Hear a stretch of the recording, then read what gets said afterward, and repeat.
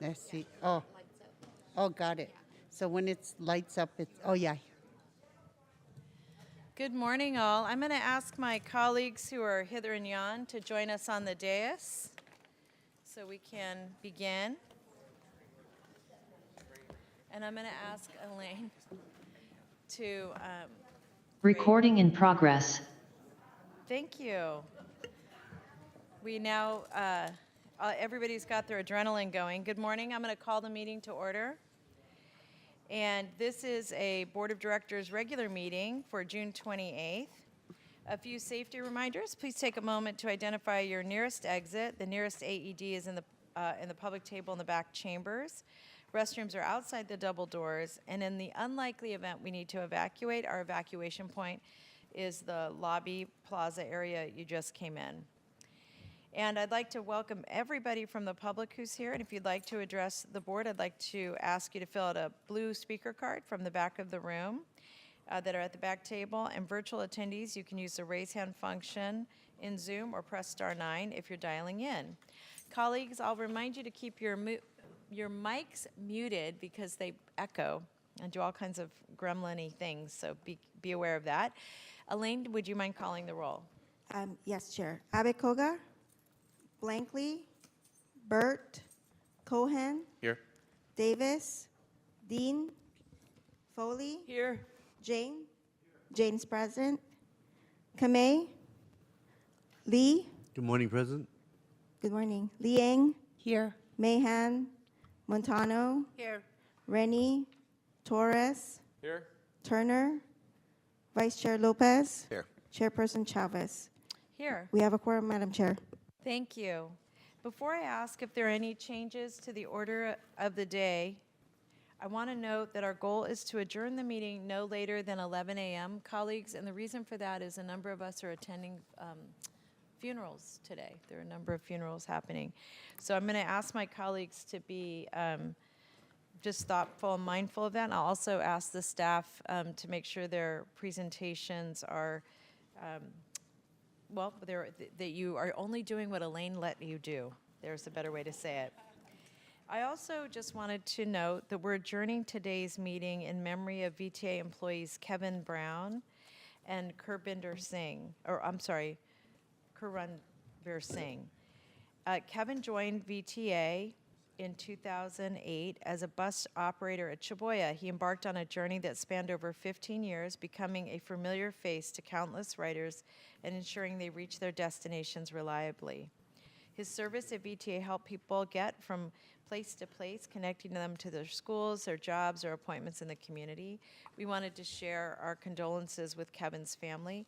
He passed away on June 6th at age 63. And I know he'll be missed by his family and friends and by his VTA family as well. Kurranveer started his career at VTA as a bus operator in 2011. Through his dedication and hard work, he advanced to the role of transit scheduler. He was well respected and well liked by his peers, superiors, and riders because of his work ethic and his positive outlook. His passion and enthusiasm for his work were evident in everything he did.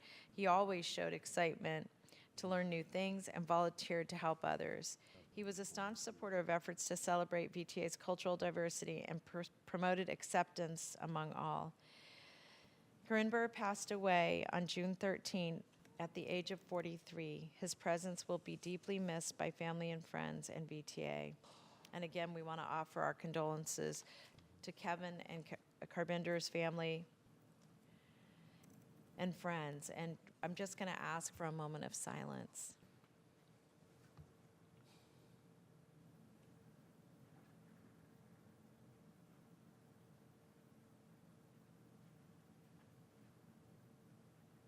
Thank you, colleagues.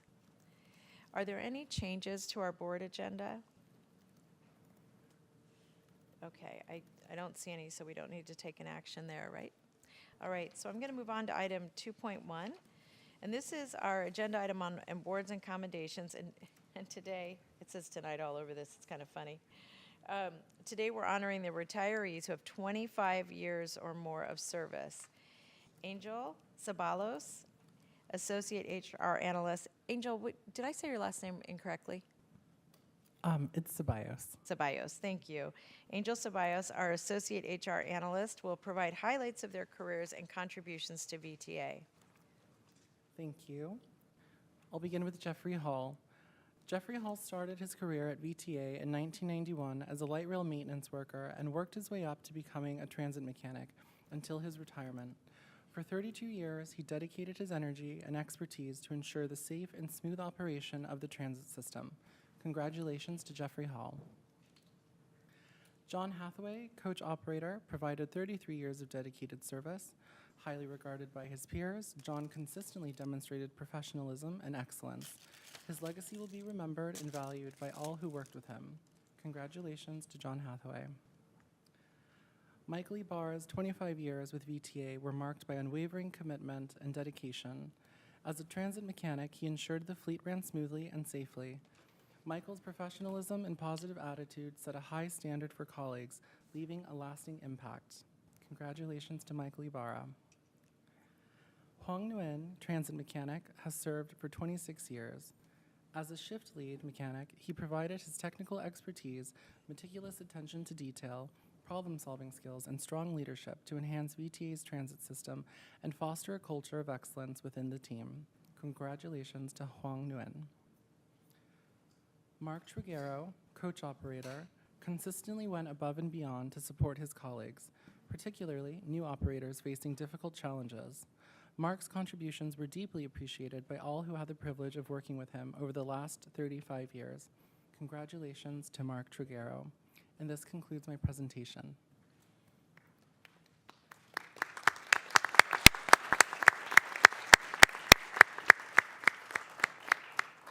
Thank you very much, Angel. And what I wanted to just say is I'm so sorry they weren't here, but please share our enthusiasm and our gratitude to each and every one of them. We're now going to go to public comment. This is an opportunity to speak to an item that is not on the agenda but within the purview of the committee, and each speaker will get 1 minute. All right, James Whiteman, did you want to speak? Welcome.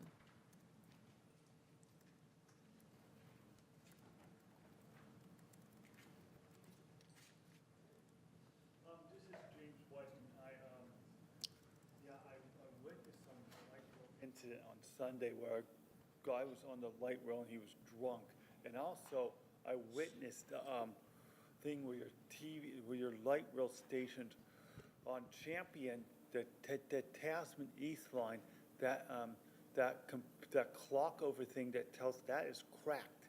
Another one over at St. James is cracked. I went to the VTA customer service center to tell Prague about this, and they said they'd do something about it, but they never did.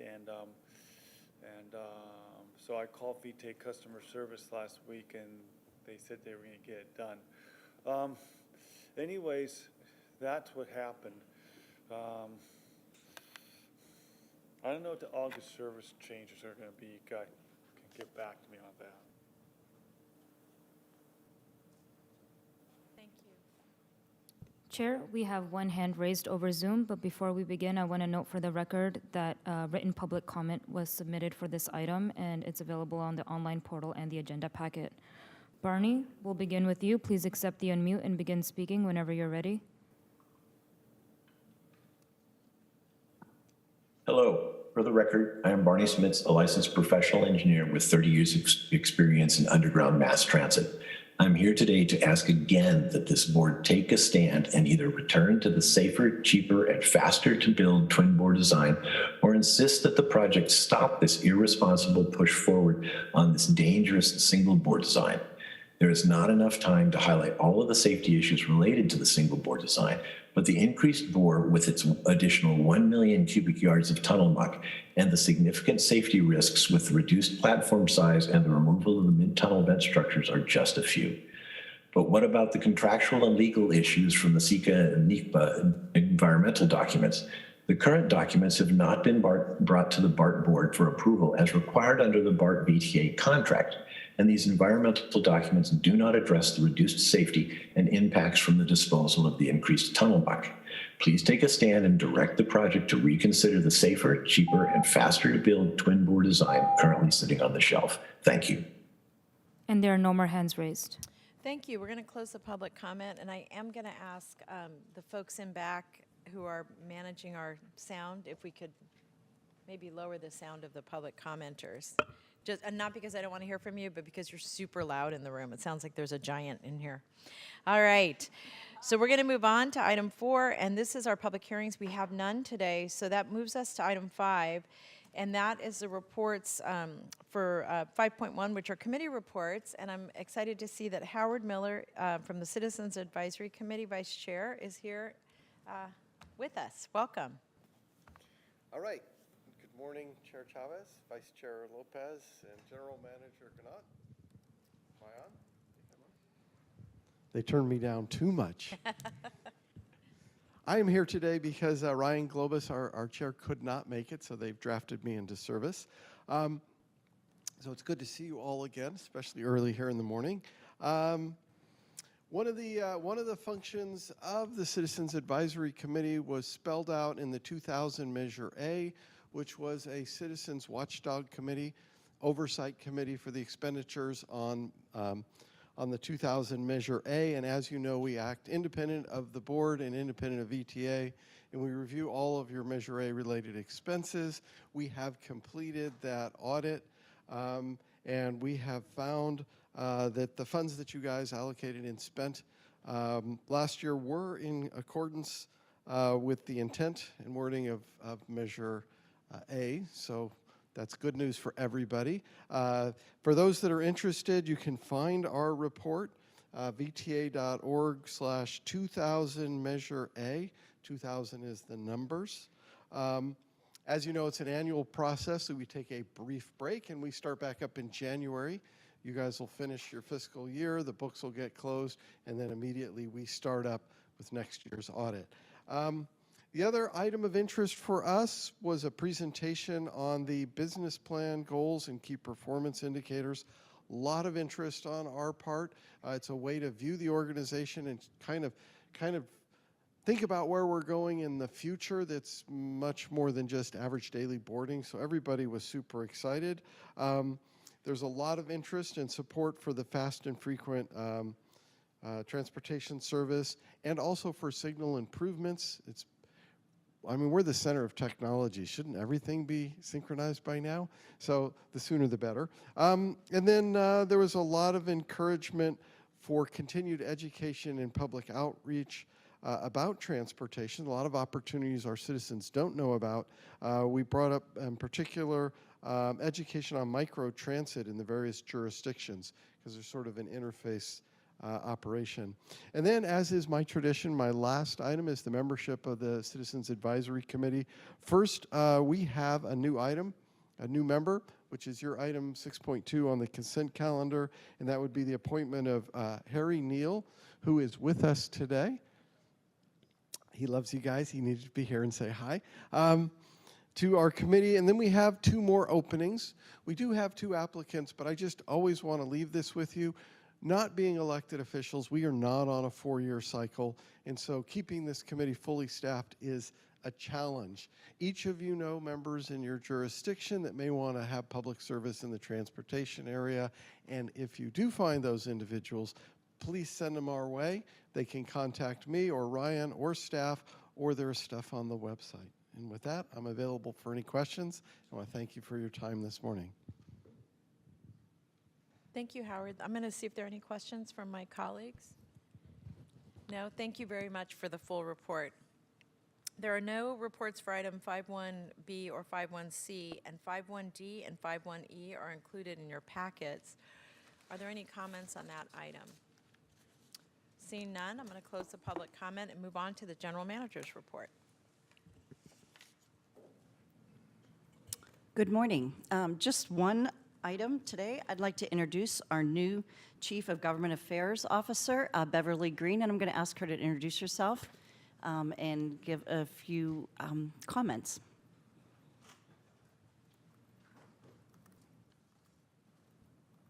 Good morning. My name is Beverly Green, and I am pleased to join you from the Alameda Contra Costa Transit District, or AC Transit, where I served as the Executive Director of External Affairs, Marketing, and Communications for my entire tenure was 16 years. We successfully completed an SSGA, a Small Starts Grant Agreement, and we were able to get through a significant amount of discussion with the community around that, which was our largest capital investment. AC Transit is composed of 13 cities and 8 unincorporated areas.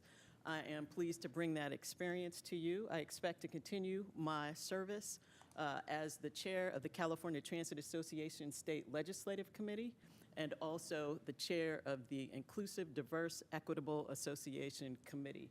I'm also continuing my service on the board of directors of the American Public Transportation Association. I look forward to meeting with all of you individually in the next few weeks to come.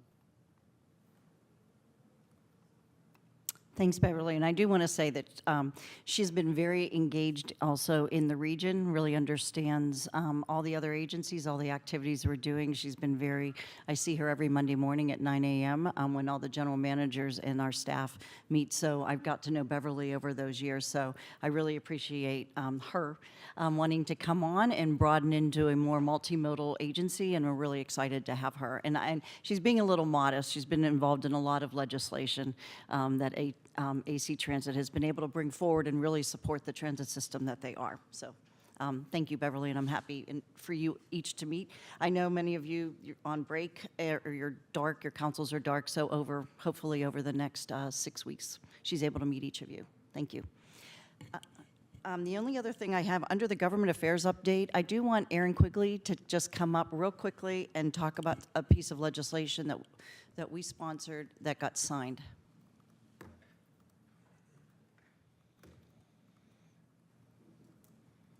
Good morning, Aaron Quigley with our Government Affairs team. I just had a very quick update that a VTA sponsored bill, AB 2812, which was authored by Assemblymember Kalra, was signed into law by the governor on June 14th. That was sponsored by our agency to raise some minimum procurement thresholds for routine procurements that VTA has to make, and to raise those thresholds to apply to the procurement of items over $200,000 when we need to go to lowest responsive bidder, and also to raise another procurement threshold around securing 3 bids when we have to. So it's an attempt to streamline some of our smaller procurements and get purchasing done in a more cost-effective manner. So we just got that signed into law in mid-June on the 14th. So thank you. And thanks to the author for running that bill for us. Yeah, I really want to make a thank you to Assemblymember Kalra for carrying that bill. And that completes my report.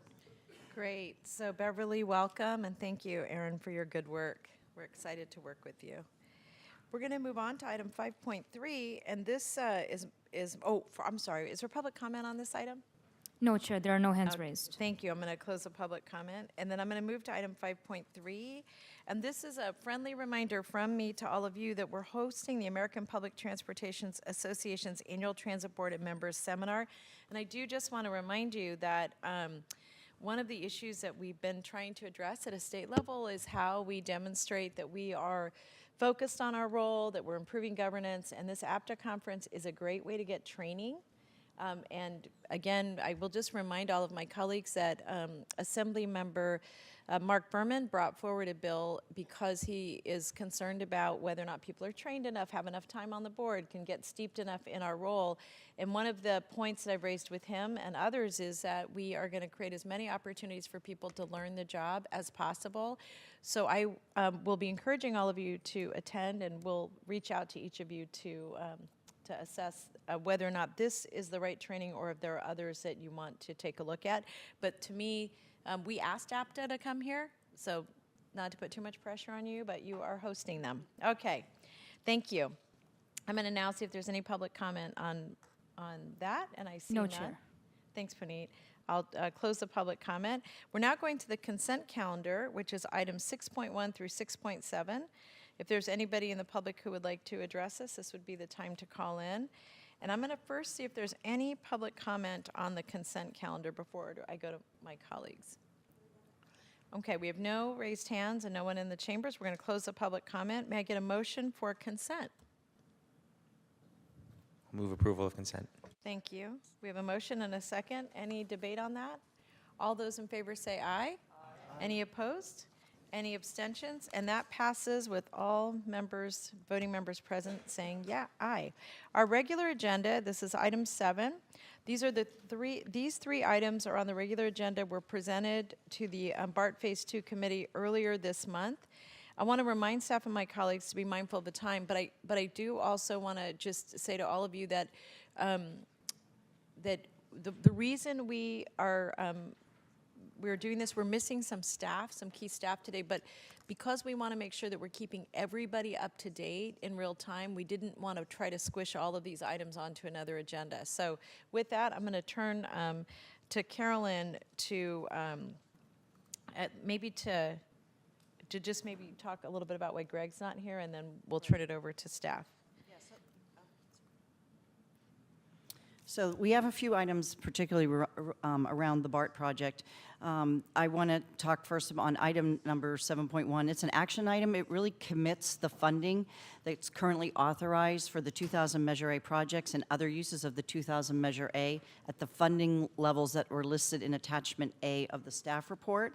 And there could be minor costs that could be adjusted, and we would come back and let you know. But in additional, we want to fund $1 million for the Palo Alto Intermodal Station study, and with all the remaining 2000 Measure A revenue to be available to deliver the Phase 2 project. This is important for us to show a commitment, because over the time frame before we have another meeting, we may be submitting, depending on what happens with FTA, our FFGA documents, at least starting to put those together. So we would need the commitments. Greg is actually out for a family personal matter, and so Tom McGuire and Mike Smith is here, and I'm going to turn it over to each of them, and Mike can introduce himself as well. So. Okay. Good morning. I'm Mike Smith. I'm a finance manager with VTA. So this is an action item requesting the board commit the remaining 2000 Measure A revenues to a limited list of projects with an open-ended commitment of revenue to fund the BART Phase 2 extension project, or BSV2.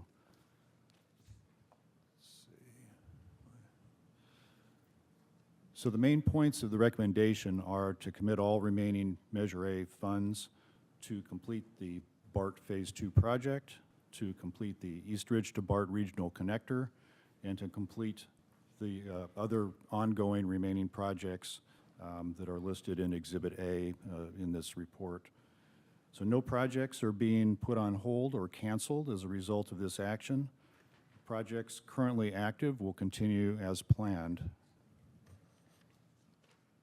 So as we finalize our FFGA application, we need to ensure that we demonstrate that all local funds are fully committed. The non-sales tax sources, which are RM3, Regional Measure 3, and TIRCP from the state, currently meet these requirements. 2016 Measure B sales tax meets this requirement given the specificity of the structure of the tax with the categories and percentages being spelled out. However, 2000 Measure A is not as specific, and we need to, although it's a defined revenue source, the measure is set up not as prescriptively. Prior boards have committed amounts of Measure A and BSV to EBRC, but at this time we need the current board to fully commit Measure A so that the FTA can rely on the commitment while considering the award of the FFGA. There's nothing new on this slide. This is the funding plan as it currently exists and the board has previously seen. This slide frames the risks and the need to commit the remaining Measure A revenue to BSV2. The board has previously been briefed on risks and why the commitment is needed. We've discussed that we are requesting a 49.4% grant participation by the by FTA, with annual payments expected to be at $500 million per year for 13 years. These amounts have not been agreed to yet by the FTA, so there's risk that we might get less. We need the FMOC, or Financial Management Oversight Consultant process, to play out to help determine whether we will, what the amount is that we will receive. And if the amount that we receive is less than the 49.4%, we will need the Measure A as our only funding source that's flexible to fill that gap.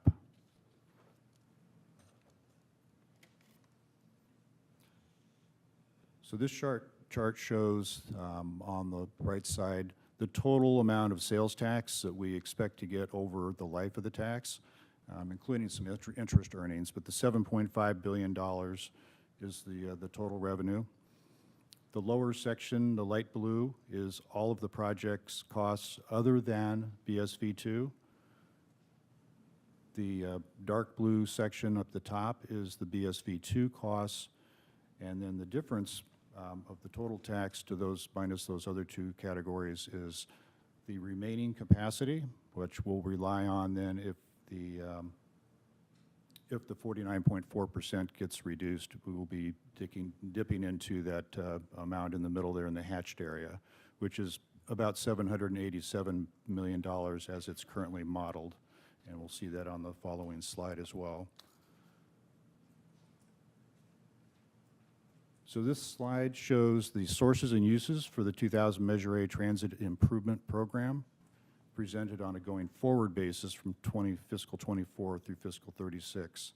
The upper section lists the cash balance and revenue sources and totals about $5.3 billion. The lower section lists the costs of the project, both of all categories of projects and debt service, and ties to Exhibit A value of $4.583 billion, giving us then a remaining capacity, as we showed on the prior chart, of $787 million.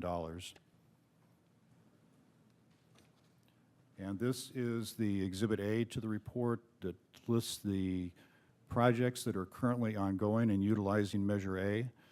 These projects will continue to move forward at approximately these funding levels.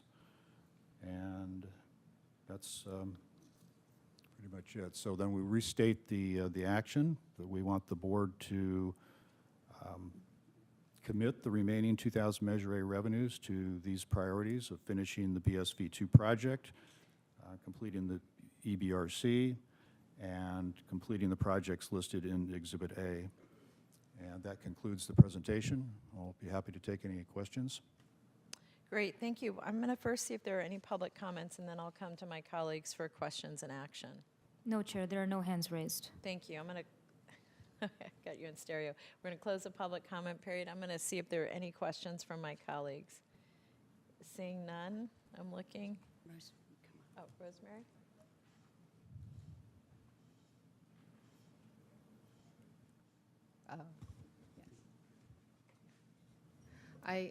Thank you. I know how important this is, but in terms of having everything sort of, are there projects that we're going to push on to find other sources of funding that could have been part of the Measure A dollars?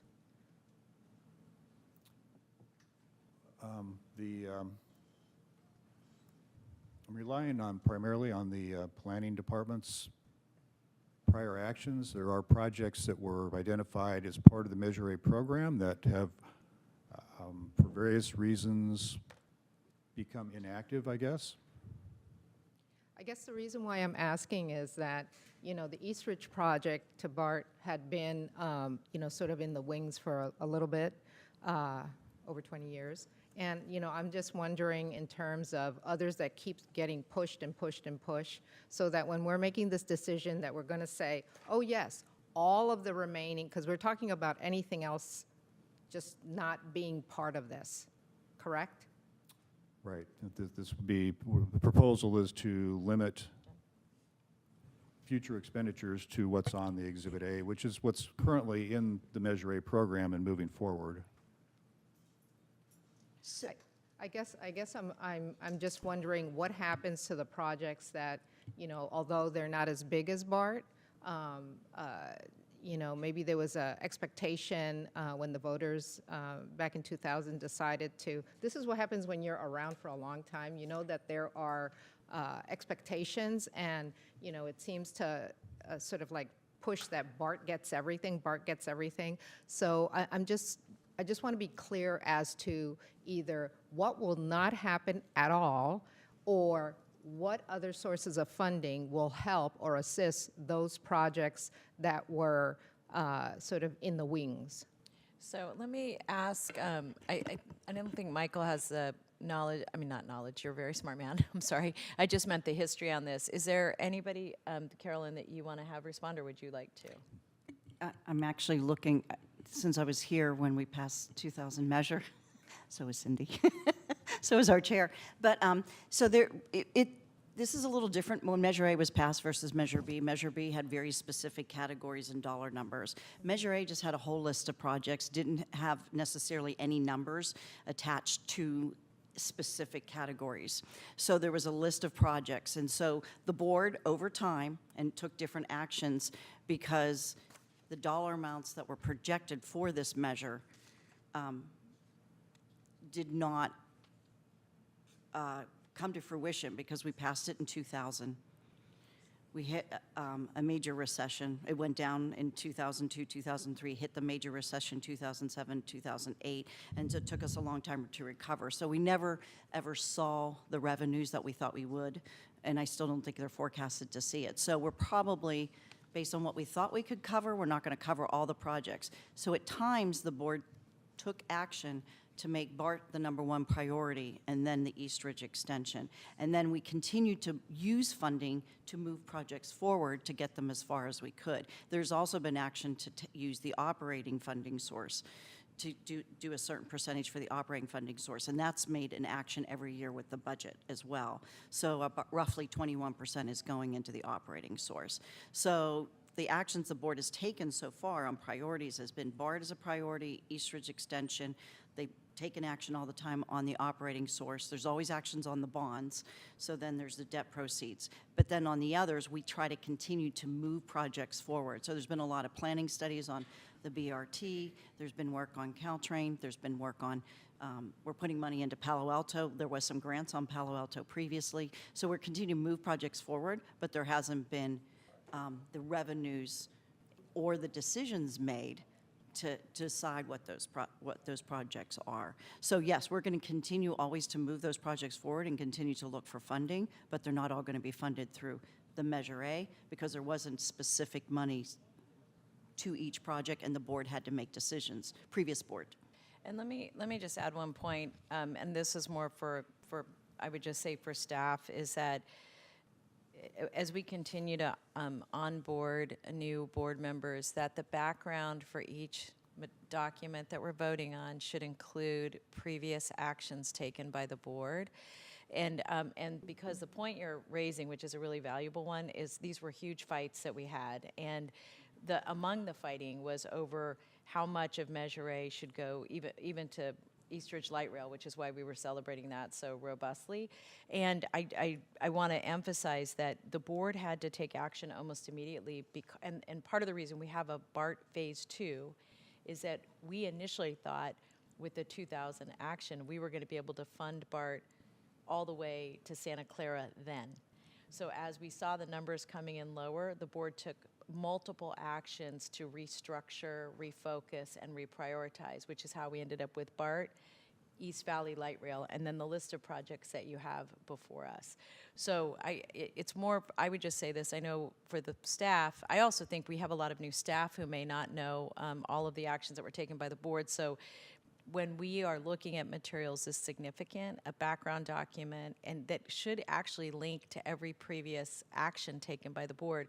And the reason I'm feeling a little emphasis on this is that we were having a bit of a discussion when I came back on the board about our prioritization process, and some of the documents we couldn't find online, and because I save everything, I had the documents and the minutes in a pack rat box that I gave then back to these guys. I know it's not good, and there's a therapy I'll be in for that, but my point is that that it's something that we need to change in terms of how we move forward. But this has been refined over 24 years. So this is, I guess, I'm fully on board with BART. We need to bring it to Dearborn and Santa Clara and all of that. I know that. But I also know that as a representative of the West Side, people on the West Valley really, we have to keep in mind that there's a sentiment that I hear about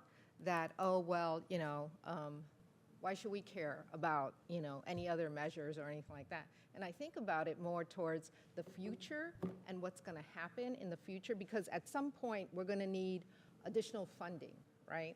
And so while this is very important, and yes, I'm on board with fully funding BART, fully funding Eastridge, I also think that we need to start thinking about where other sources of funding are going to come to be able to be much more diverse in our thinking of how transportation is going to happen in our valley.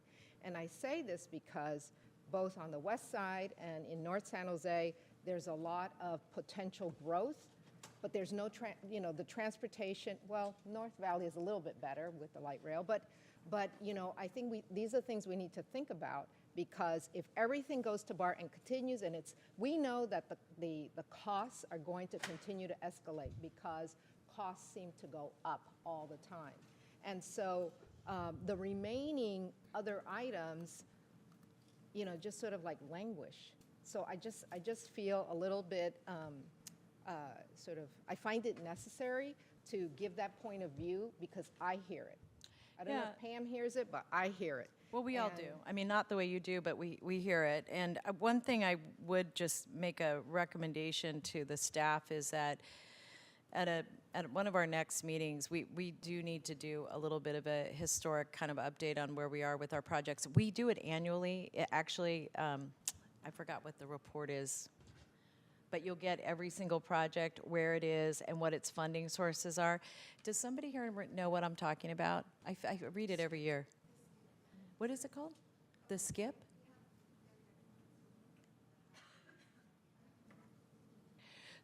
The Strategic Capital Improvement Plan, great. But what I would just recommend is let's make sure that it goes through multiple committees and that it gets presented to the full board and we don't put it on consent. It's one of my favorite documents, and that's where I find out what people are working on or not. So I would recommend that we just pull that out and not put it on consent.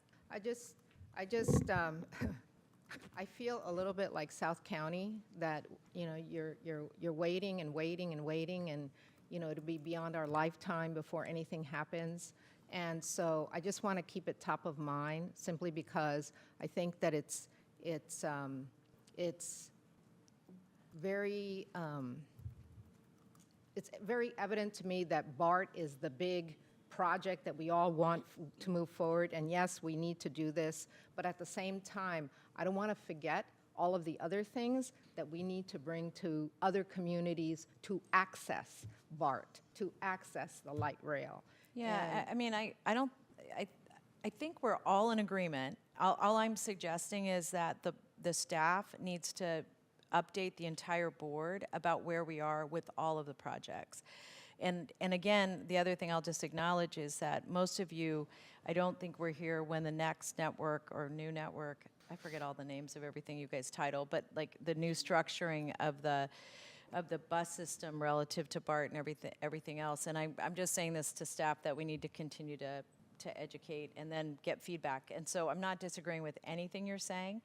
And depending on where you are, you have the same view about not getting enough resources and not getting them timely. And part of the reason you're all on the board from different places, so you can advocate for what you need. So we'll follow up. Yeah, I guess, one of the things that is difficult and is to ask us that all of the remaining dollars are going to go to BART. So that leaves the question of, well, what about everything else? And maybe when I get the information on where other projects are, that will be a little bit more visible. I just don't want to be forgotten. Thank you. I hear you. I think the staff hears you. All right, David. Oh, Carmen and then So, David. on the third bullet, remaining project programs is listed in Exhibit A. Can you show us Exhibit A? What are the other remaining ones? If you could go back to the chart with all the other projects. Oh, here it is, never mind. So, yeah, I agree with Board Member Kamei. It seems like BART is sucking up all all the monies for the other projects, and so we need to be fair, because when people passed this measure, it was with the intention that they were going to be getting projects delivered in their city, and then now you're kind of narrowing it down to these other projects. So I think it's a disservice to the residents that they were expecting a project, and now because now you're saying that the rest of the funds that are in the Measure A to go to these three projects. So there's a conundrum here, so just wanted to make that point. Thank you. David? Yeah, first of all, I just want to say that it's absolutely the right priorities to be funding BART and East Ridge and make sure those are completed. To rephrase or to sort of change Rosemary's question a little bit, or the table in Table A shows all the funding priorities, and clearly all of those priorities are the same priorities they've always been. It's just various, maybe changed dollar amounts on those priorities. What would be helpful, I think, would be to say, what was it last year when this was approved? Has it changed over time? Are these numbers going down in other projects in order for it to go up? Because it's hard to tell that from this information. So perhaps that's a way to put this in the future. Because we know in San Jose, projects like Stevens Creek Bus BRT, King Road BRT are going to be de-emphasized in terms of dollar amounts. At least that's the impression I was getting. But I can't say that for sure from this information. Are those numbers lower than they were before, or are we still moving forward with the same commitment we had on those projects? I think that is, go ahead, Yeah, Karen. go ahead. I was just going to say, I think that's an excellent point. And again, the reason I think backgrounding documents are so important is those are the kinds of things I would be looking for too.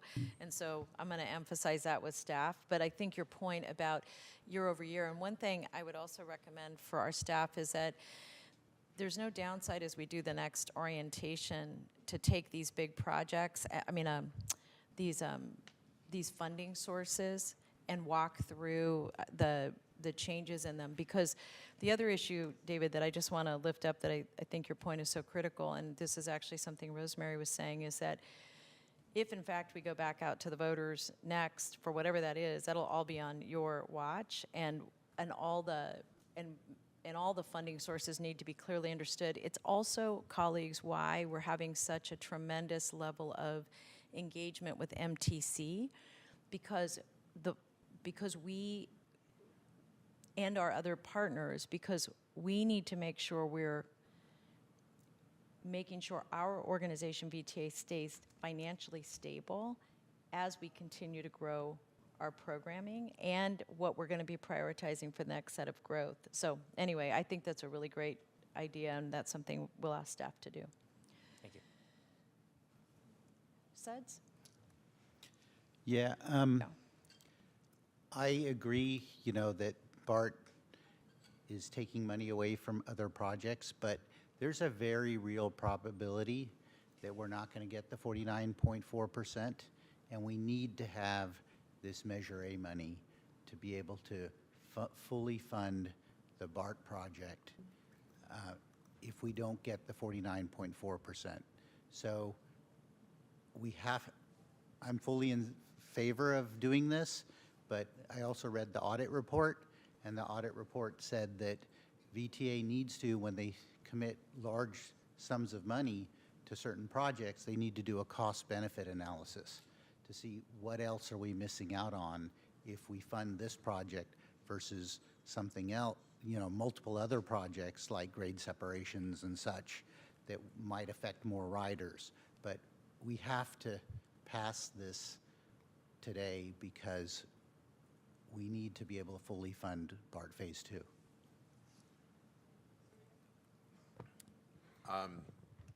I'll try to be efficient with time. I just want to make a couple of points.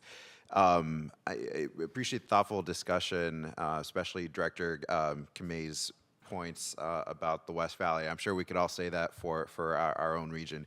I won't harp on this too much, but Carolyn, something to think about is how we communicate the vision of not just hear what projects are already underway or hear what projects are in the pipeline, but the broader vision of how we're growing. And I know that gets put out in documents like VSP and others, but some of what this discussion is telling me, Chair brought up the SCIP.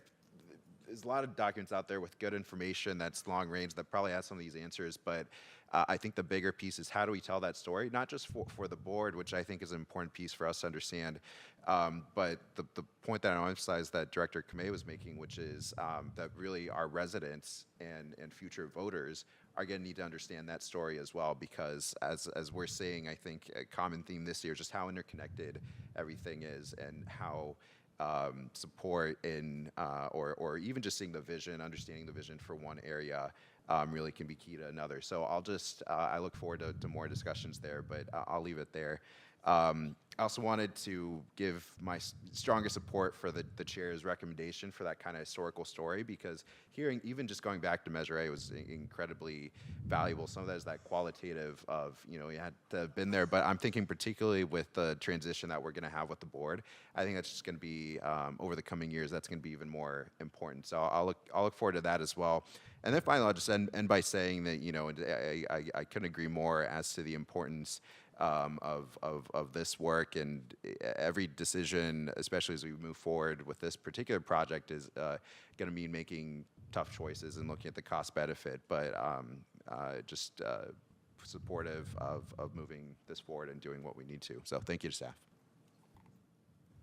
Thank you. I see no other comments. Can I get a motion for approval? I'll second. A motion from Deb and a second from Omar. Thank you.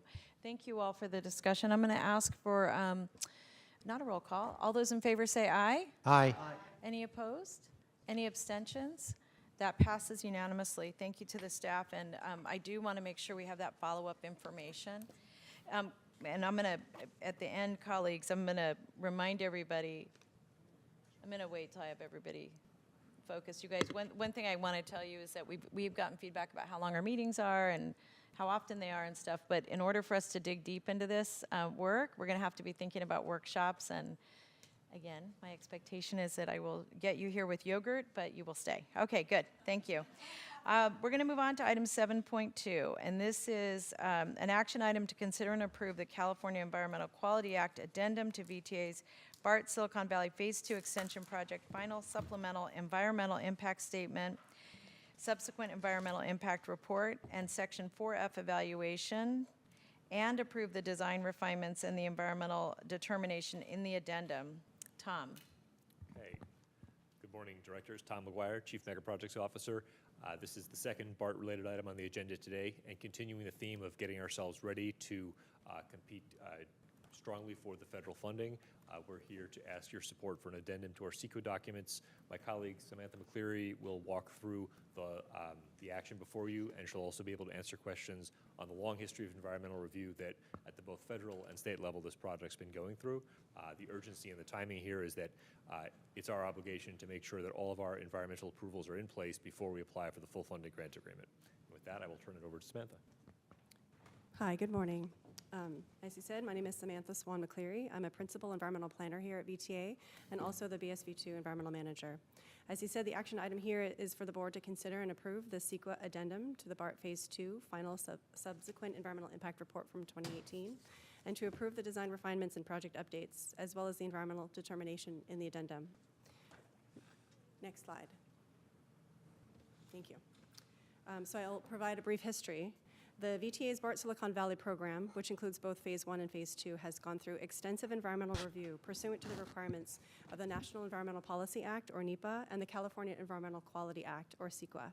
Since 2004, there have been 4 EIRs, 2 EISs, and several NEPA reevaluations and CEQA addendums for the whole program. The Federal Transit Administration, or FTA, is the lead agency for NEPA, and VTA is the lead agency for CEQA. The latest major environmental document for the program was the supplemental EIS and subsequent EIR released in 2016 for public review for the 6 Mile 4 Station Phase 2 project. The VTA and BART boards approved the CEQA final SEIR in April 2018, followed by a record of decision or ROD from the FTA in June 2018, which concluded the NEPA EIS process. With these approvals, FTA, VTA, and BART approved the 6 Mile 4 Station Phase 2 project, including approval of the following options: the downtown San Jose Station West option and the Diridon Station North option. They also approved the single bore option. So please note, although the twin bore option was analyzed in the SEIS, SEIR, the single bore option was selected and approved by VTA, BART, and FTA. Therefore, all subsequent environmental analysis has evaluated and will continue to evaluate changes compared to the approved project, which did not include the twin bore. Since 2018, the VTA Board of Directors has approved 2 CEQA addendums. The first was in December 2022, which evaluated project refinements, including the increase in the tunnel diameter from 45 to 52 feet, and an increase of the tunnel boring machine, or TBM, from 45 to 54 feet. The second addendum was approved in April 2023, and it evaluated the location of the temporary replacement parking required as mitigation during construction at Diridon Station, and the location selected was at a warehouse facility at 501 Cinnabar. Next slide, please. The environmental subject areas studied in the addendum are listed on the screen: transportation, air quality, greenhouse gas emissions, land use, noise and vibration, and water resources, water quality, and floodplains. Next slide, please. So the design refinements and project updates that were evaluated in the addendum include the opening year. It was updated from 2025/2026 to 2039 with a target revenue service date of 2037. The 2 mid-tunnel ventilation facilities, one located at Santa Clara and 13th and another located at Stockton near Taylor, were eliminated. Station layouts. Since approval of the project in 2018, there have been some minor modifications to the station layouts, and all refinements are within the environmental footprint. VTA continues to engage with stakeholders on station layout and configuration at all the stations. Tunnel configuration. To maintain minimum platform widths at the 3 underground stations and a consistent side-by-side track configuration throughout the entire alignment, the inner and outer tunnel diameters and the diameter of the TBM increased. This modification was analyzed in the 2022 addendum. The current 2024 addendum provides additional information regarding the revisions of CEQA guidelines to be consistent with SB 743, and level of service, or LOS, is no longer considered a significant impact under CEQA for impacts to transportation. Public agencies in California are now mandated to use vehicle miles traveled, or VMT, as the metric for CEQA transportation analysis. So the results of the analysis in the addendum conclude that the increase in the tunnel diameter would not result in any new or substantially more severe, significant, unavoidable impacts to transportation or air quality. As required by previously identified mitigation, VTA will continue to work closely with the cities of San Jose and Santa Clara to develop CTMPs to minimize and reduce construction-related transportation impacts to the extent feasible, and to inform the public and other stakeholders of the construction schedule and associated activities. Tunnel alignment. The modifications to the tunnel design resulted in minor horizontal and vertical shifts in the alignment as compared to the approved project in 2018. The analysis in the addendum concludes that implementation of previously identified mitigation will still mitigate the potential impacts to applicable thresholds. Therefore, the shifts in alignment would not result in a change to the conclusions in the final SEIR, and the project will still meet FTA thresholds for ground-borne noise with mitigation incorporated. Construction methodology. Since 2018, with the hiring of the Progressive Design Builder, KST, there have been modifications to the construction methodology of the project. Displacements. Additional potential displacements have been identified. However, all displacement and relocation activities will be conducted in accordance with the Uniform Relocation Act and all FTA guidelines.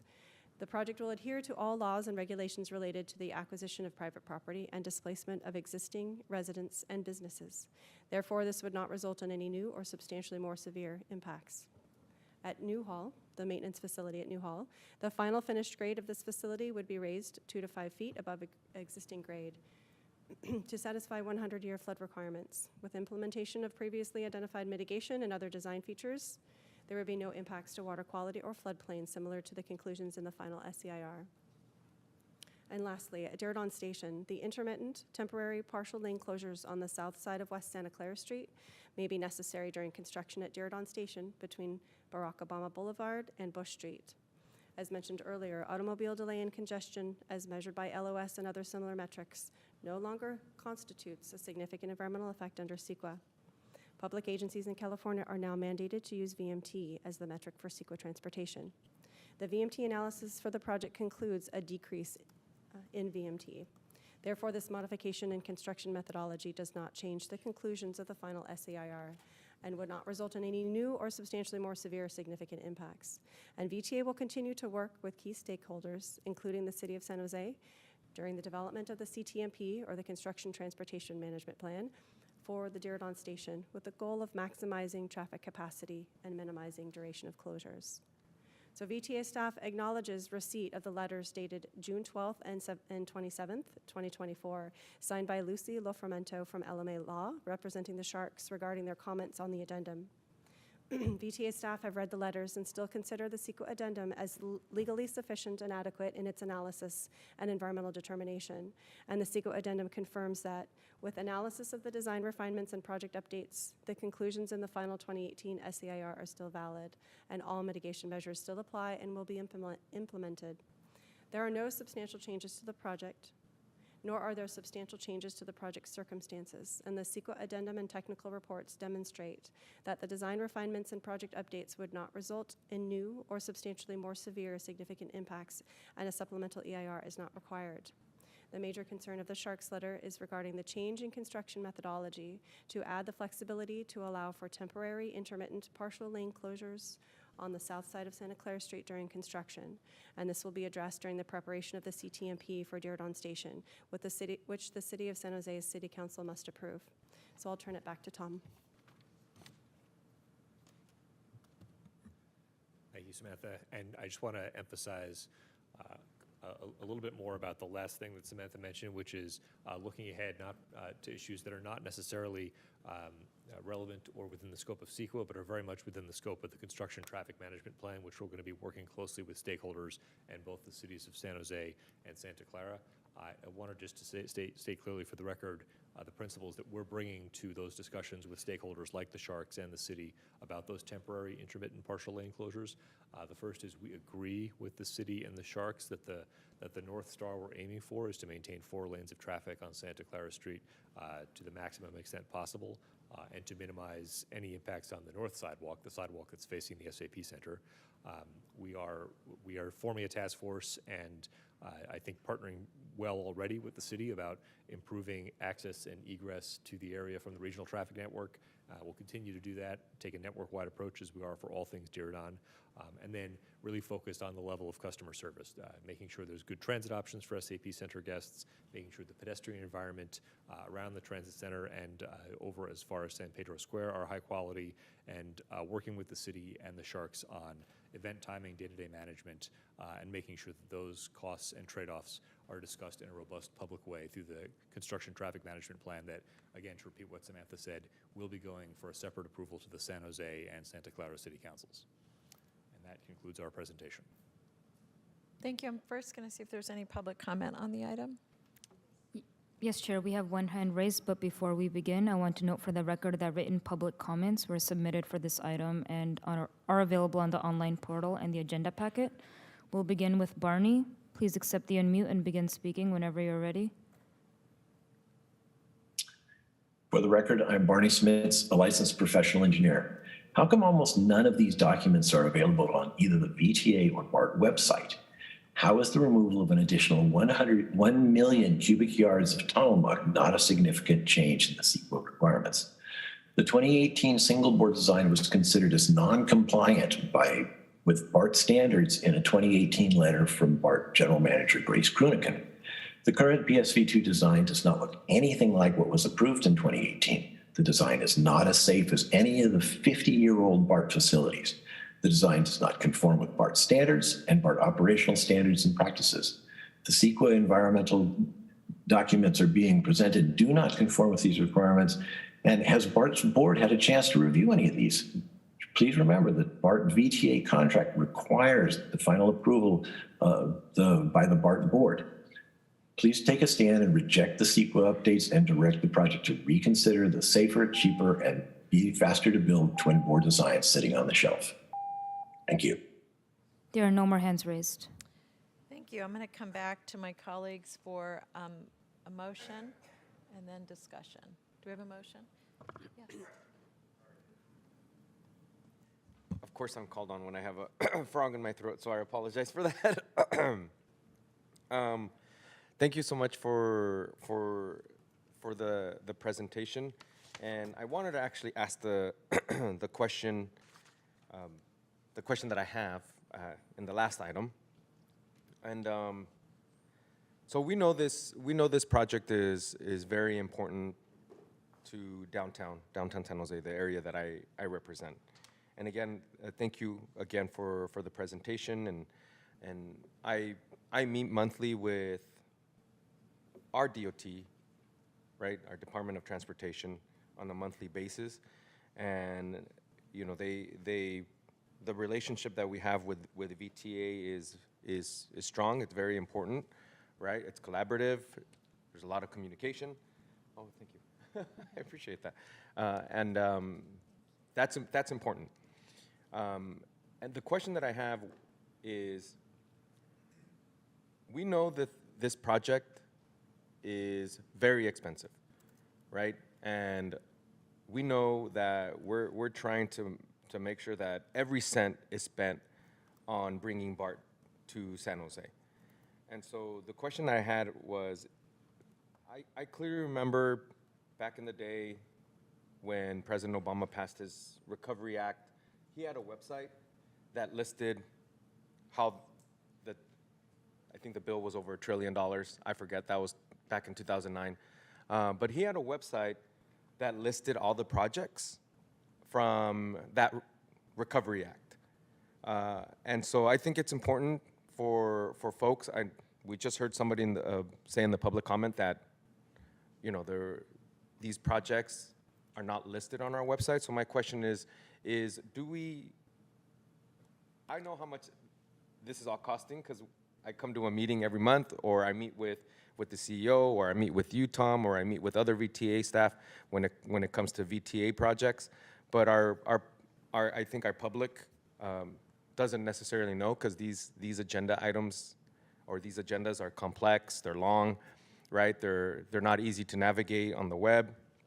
So do we have a website that lists how much we're spending on BART and what it's going to, something like, you know, President Obama did during his Recovery Act?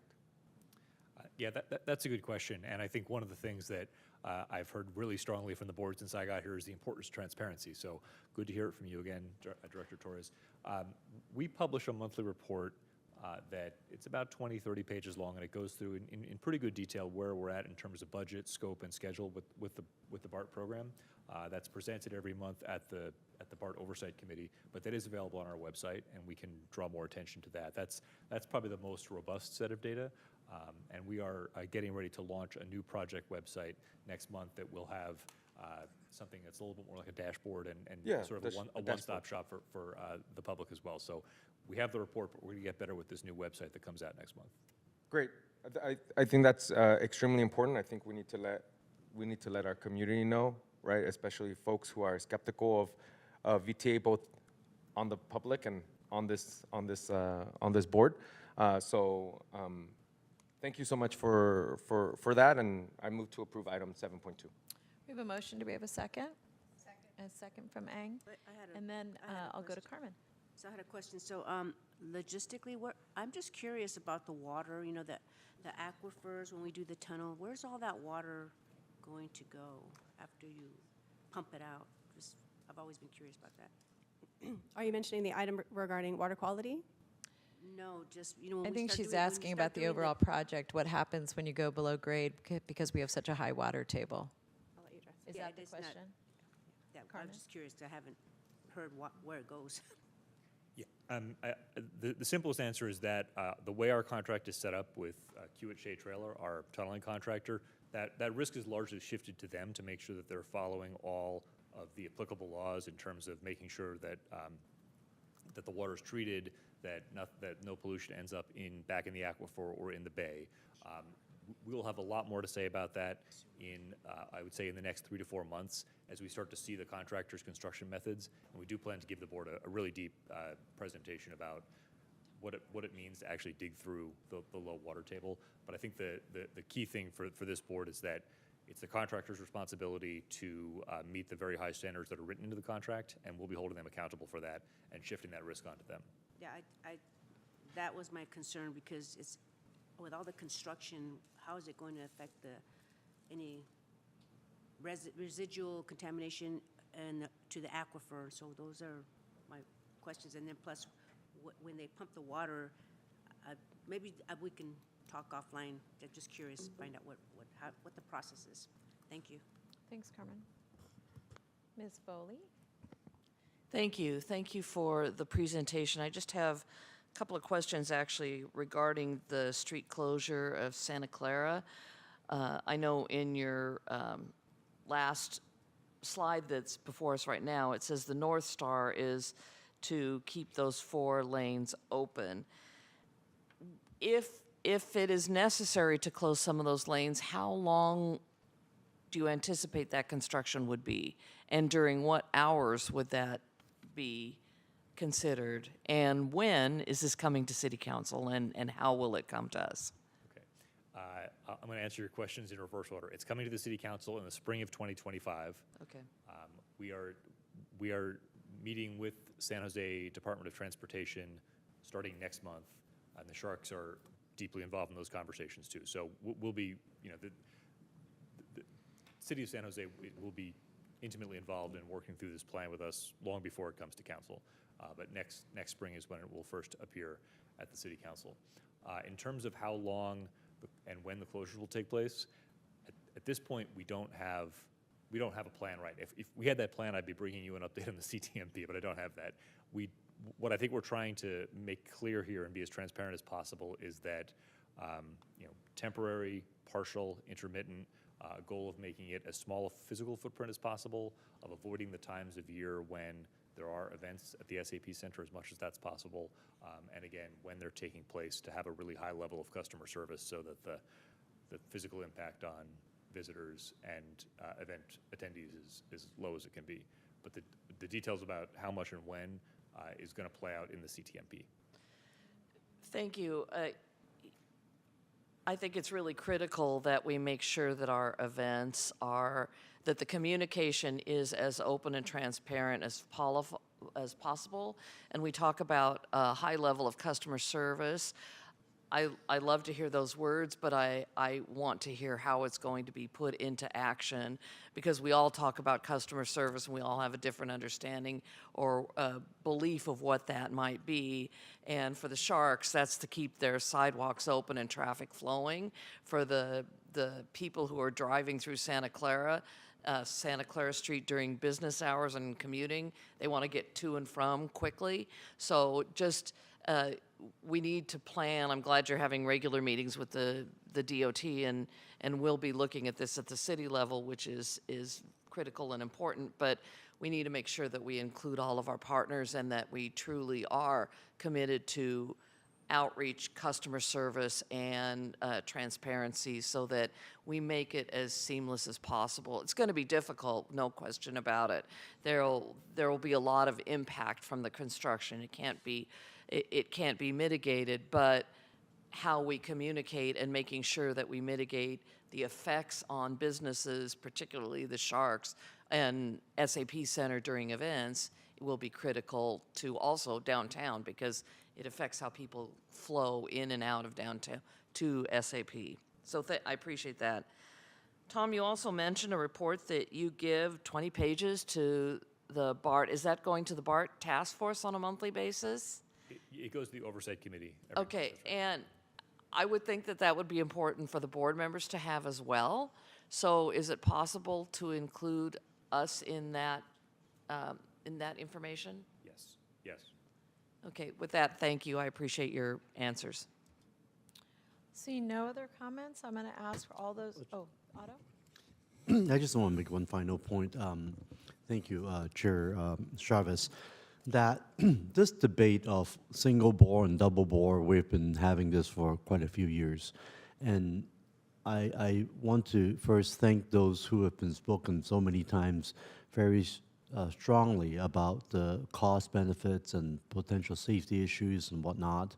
And I would say this board has actually, for the past few years, taken really a lot of time to look into this issue. And I think that decision has made over and over again, and I hate to use the analogy, that train has left the station.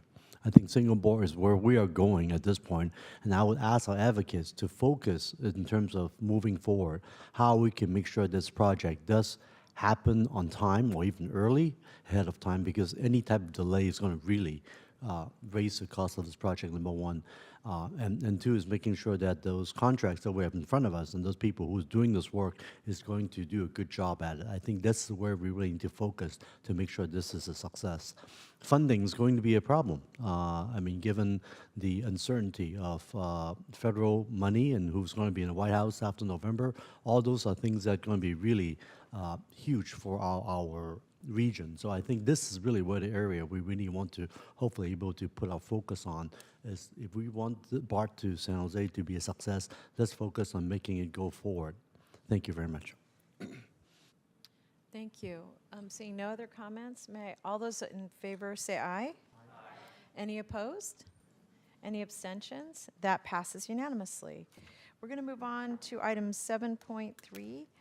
And this is an action item to authorize the general manager to issue an amendment to the contract V20 2021. V2221. I don't know how this is supposed to be said. With Kiewit Shea Trailer, a joint venture, in the amount of $21 million for advancing the design of the bored tunnel. The full staff recommendation is on the screen before you, and I'm going to ask Tom and Monica to give us a presentation on this item. Okay, thank you, Chair. Directors, one more BART item today, and this is making sure that we are not falling off of our critical path for design, which is making sure we can advance the design of the tunnel, the core piece, the core contract within the BART program to beyond its 85% level of completion and stay on schedule with the design so that we're ready for the stage 2 proposal to come later this year. The presentation will be given by my deputy, Monica Bourne, Deputy Program Director, and I'll turn the microphone over to her. All right, thank you, Tom. Good morning. So I'll jump right into the presentation. All right, so we've talked about what we're asking here today to ask for additional funds. So just as a reminder of what the CP2 contract is, Contract Package 2 is our progressive design build contract awarded to Kiewit Shea Trailer joint venture. The scope of work that encompasses or within Contract Package 2 is basically shown in that rendering there. It's a little bit more easier to understand it, but for the tunnel and track design contract, we've got basically the design that encompasses this work, including the tunnel, the portals that lead into the tunnel, the adits that go from the tunnel to the station structure, the supportive excavation for the underground stations, track work that will go within the tunnel, and then also we're in process or have already purchased procurement process of the tunnel boring machine. So it's in process right now of being made.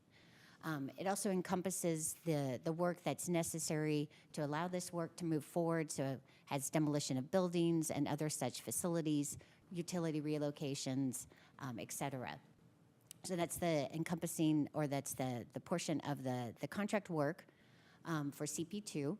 Moving on to the next slide, we've got a reminder here of our schedule. So basically for CP2, it started off with the award of this contract back in 2022.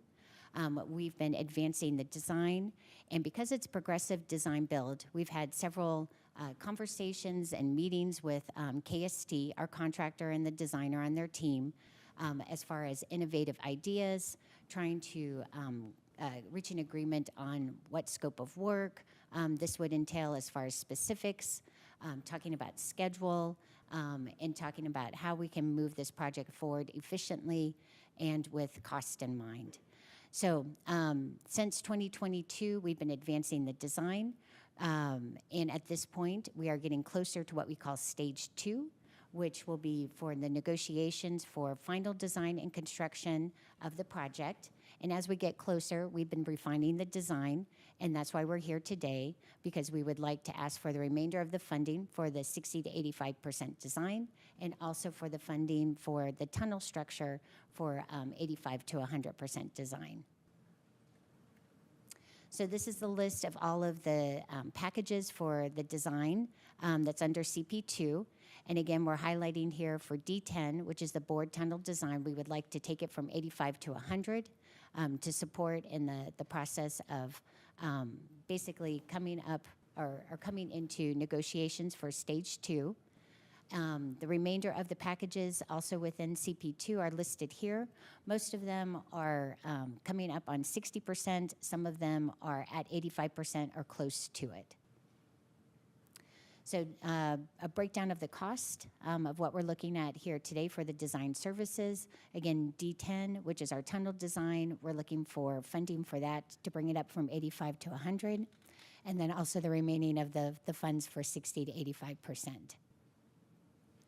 And this is a breakdown or a timeline of the funding that we've started off with negotiations with KST back in May 2022. So we awarded them column B. We asked for additional funds in column C, and that was to take it from 60 to 85%. And then column D is what we're asking for today, the remainder, a small portion of the 60 to 85 and 85 to 100. Column E reflects what will be left over in the negotiated amount, and that will take the remainder of the design from 85 to 100 that we will come back at a later time for. And any questions? Thank you. First, I'm going to see if there's public comment, and then I'll come to my colleagues for questions. Just the one? Okay. Harry, Neil?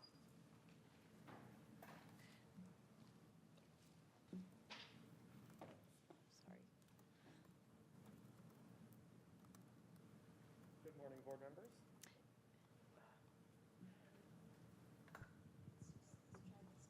I can project if you want. Hello, hello. All right. Good morning, board members. First of all, I'd like to thank staff for the presentation. This comment, I would like to really thank Director Lee for the comment that he made regarding the difference between a single and twin bore design. What sadly we need to realize is that we live in a country that has never really built infrastructure for a good price. And even if this project were to be twin bore, even if it were to be cut and cover, we'd never be building it for European or Asian prices. We are in a high cost country, and sadly, we have to deal with that. So thank you for helping keep our advocates constructively criticizing rather than criticizing in the same spirit that anti-transit people would. Thank you. Thank you.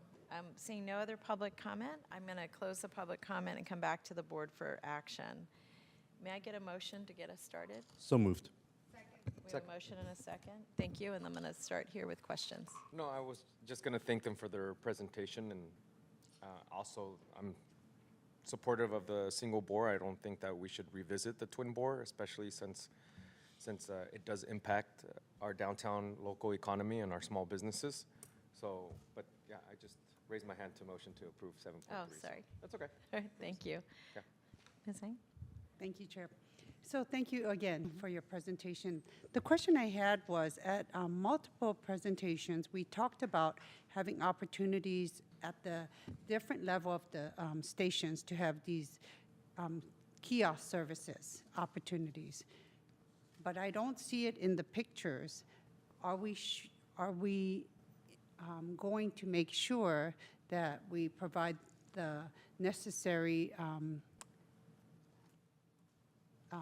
electrical or structures that we need to support such opportunities in the future? Thank you. Yes, thank you for that question, and that's a question we get a lot in our community working groups and design review committees too, so definitely you're raising a key stakeholder issue. That's something that would be addressed as the stations get to their 100% design package. That is a, you know, making sure that we're future-proof for whatever kiosk technology is like in the future. We'd address it at that point in the design. But Tom, is it in that, is it in this package, or it would be in a different design package?